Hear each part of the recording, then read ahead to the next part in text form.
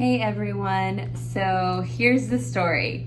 I started seeing posts on my Instagram from creators who are making polymer clay earrings, and I could not help myself and wanted to jump in and try this medium. I'm gonna share my process here with you today from start to finish of creating my first earring collection, and I hope you guys enjoy. And if you're new here, my name is Wafa. I am a watercolor artist who also enjoys to do travel vlogs and daily vlogs. So if that's something that you're interested in, please consider to like and subscribe to my channel. Okay, so starting with supplies.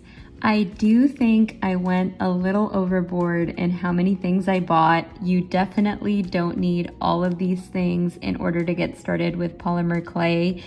These were just things I gathered after watching way too many videos and reading too many things. So you will see what I end up using the most later on in this video as I'm creating the jewelry. I just wanted to have this space as a resource so you can see around how much it costs me to get started, and also a reference point for you if there's something you see in this video that you want to buy. I will also be linking everything in the description box below so you can check out those links and get exactly what I'm showing here. But of course, if you have any other questions in regards to supplies, please leave them down below, or if you have great experience with supplies in particular, I would love to know. This is my working station for the clay. I know it looks kind of nuts. I made some sketches a long time ago of some ideas I had, so I am keeping that open and just to keep me inspired as I work, but this is such a slow process for me. So yeah, let me show you what I have so far. So this is me cutting out some of the leaves. I'm gonna do a video of me like trying to make the second half. Here I am conditioning the clay by using the warmth of my hands to then go ahead and roll it out and start on the second part of this earring. Clay is quite delicate and it's hard to manage it with your hands. So with this first earring that I'm showing you that I'm making, you'll notice that I use my hands a lot more than I do later on in the video. As I make my other pairs of earrings, I use more of the tools, which makes it easier to handle the clay that way.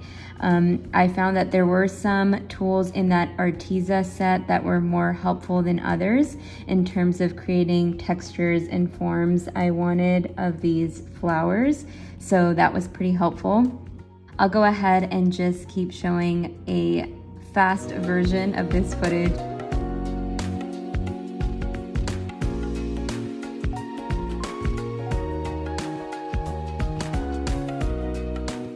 I have my first round of earrings that I've made, and I kind of want to get to the baking process to see how they turn out before I kind of go forward and make more earrings. Okay, so it's supposed to be in for 30 minutes. I have my oven measurement tool. So they got done baking, but I almost felt like I had to kind of push it off a little bit. Like I felt like it was just ever so slightly stuck on the tile, but I did get them off. Obviously, they're in the bag. They just feel quite delicate, and I don't know if that means I need to bake it a bit longer.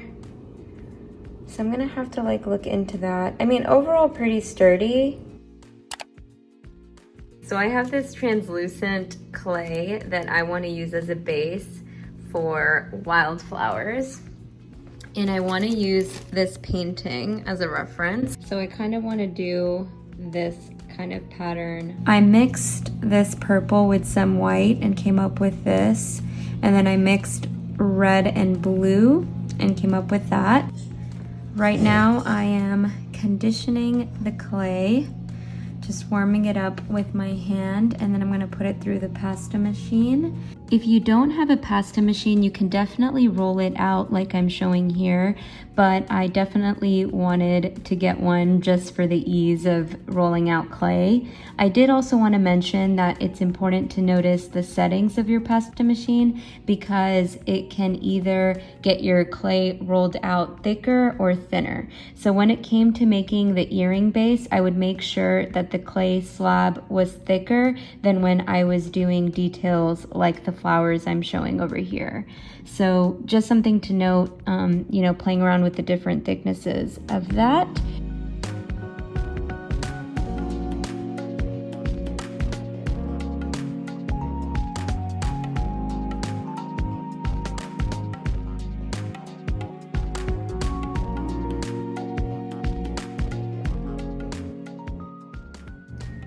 Okay, sorry, I kind of ditched you guys again.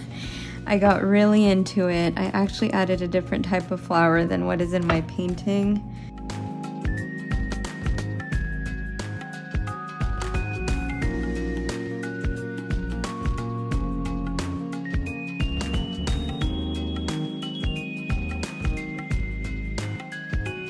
So I actually didn't end up making this design into an earring. It didn't turn out how I expected, which you'll see later on in this video, but this transparent clay didn't really suit the colors that I have put on here in my vision. So I'm gonna try this again in the future with different colors and possibly different shapes to see how it works better. The same goes for this one here. I was trying to do an earring representing a trip to Greece that I have taken in the past, but this just didn't pan out the way I wanted it to with how it looked. So this is something I'm going to be working on in the future as well to hopefully improve and get it the way I want. I do like some features of the earrings, like I think the floral part I did pretty well with the cherry blossoms, but I still need to work on how to do more architecture type things with earrings. So hopefully that improves in the future.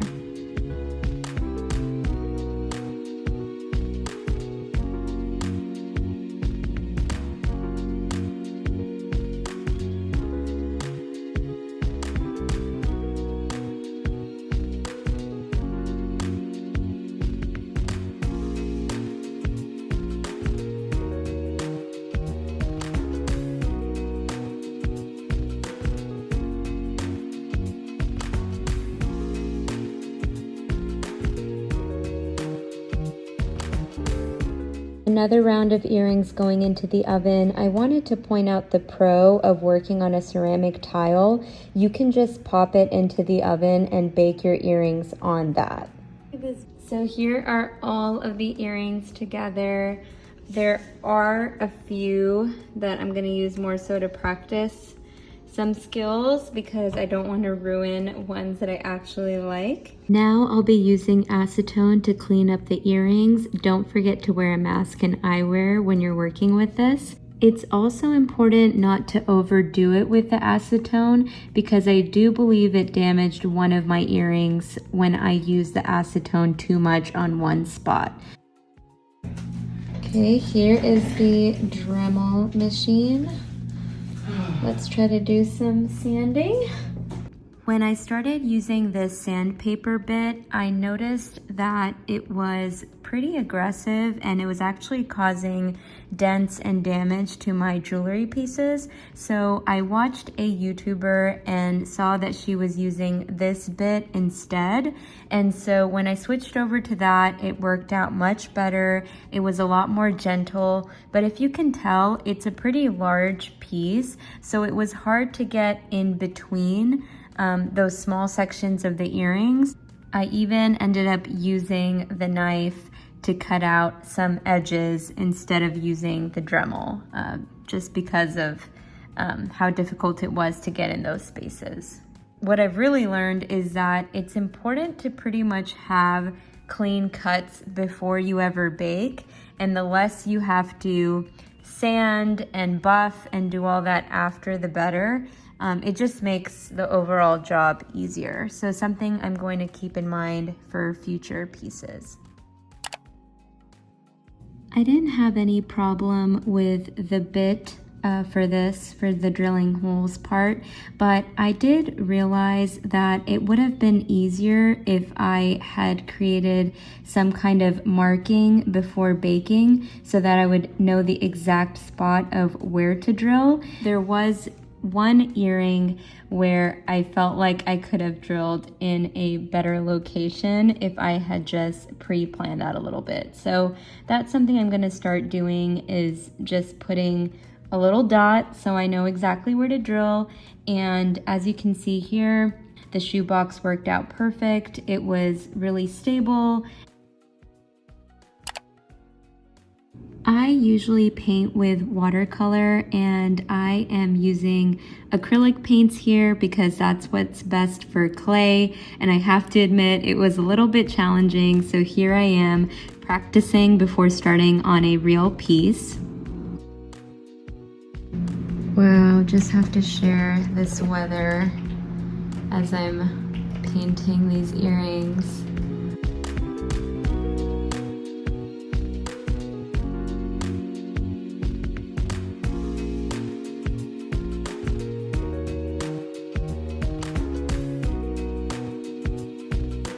Now it's time to seal and gloss the earrings.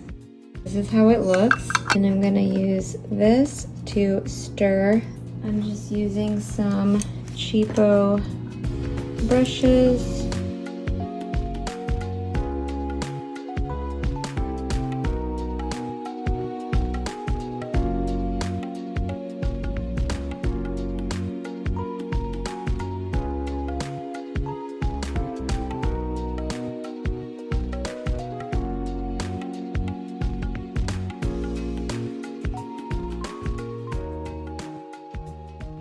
The colors really brightened up for quite a few of them, and the sheen just like changed the look. Like, I think these are absolutely beautiful now.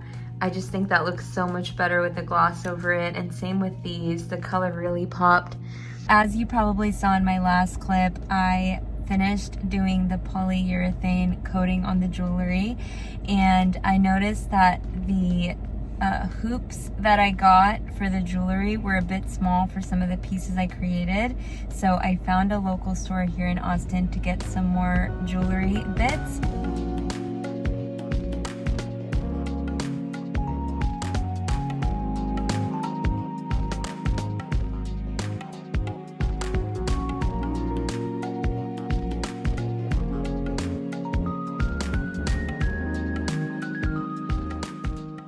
This store was exactly what I needed. This is E6000 glue that I'm going to use to glue the backings of the earrings that are studs and that I didn't drill holes in. A silver jump rings and gold jump rings, and I got them in 6mm size. And then I got lever backs? I don't know. I got these in gold and silver as well. Lastly, I got a chain, a gold chain, which I have some future jewelry ideas that I will share later on what I want to do with that. I picked up these flowers from H-E-B because I wanted to use them to decorate around the earrings when I post them. It took some time to get a hang of using these jewelry tools, but they were absolutely essential in getting these jump rings on and the earrings and the backings together. It worked out really well. So just keep in mind from my experience what size jump rings you want. I think I'm going to be sticking to 6mm. I think what I had gotten before was 3 or 4, and it was just too small. So yeah, just be sure of the size before you're ordering any of those.